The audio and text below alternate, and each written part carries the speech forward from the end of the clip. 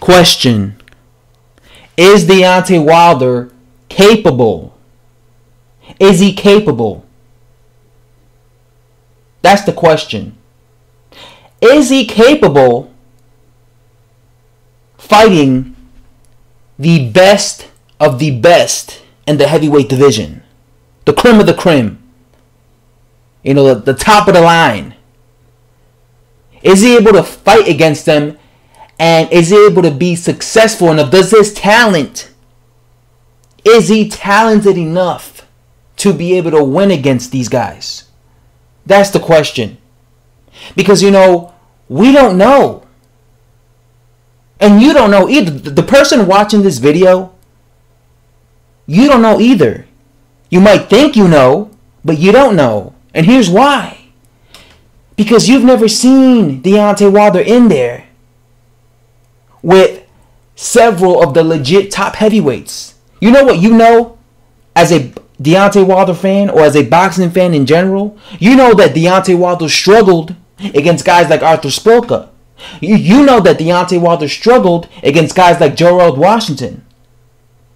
You know that Deontay Wilder got a swollen eye against guys like Johan Duhaupas.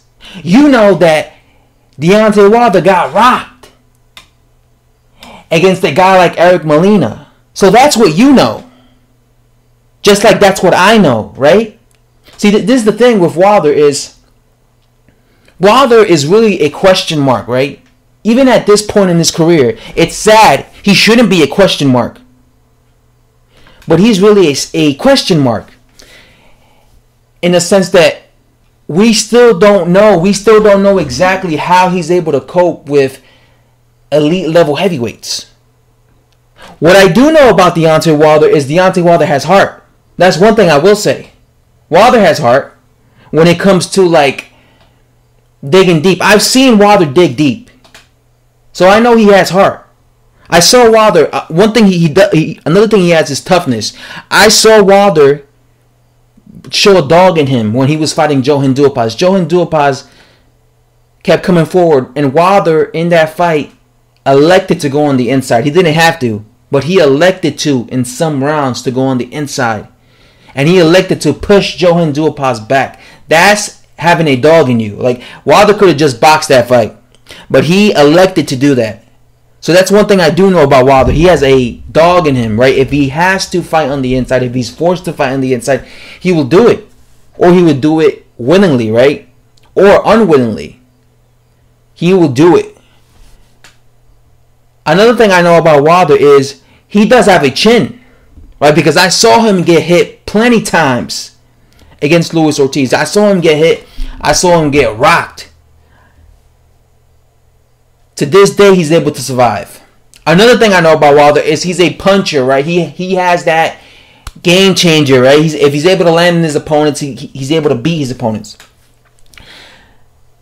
But like I said, there's a negative side to Wilder's. There's a flaw, and that is the flaw I've seen in Wilder is he has lost rounds against low-level guys. I've seen Wilder lose rounds against low-level guys or guys who are below the elite fighters. Right? I saw Gerald Washington win rounds against him.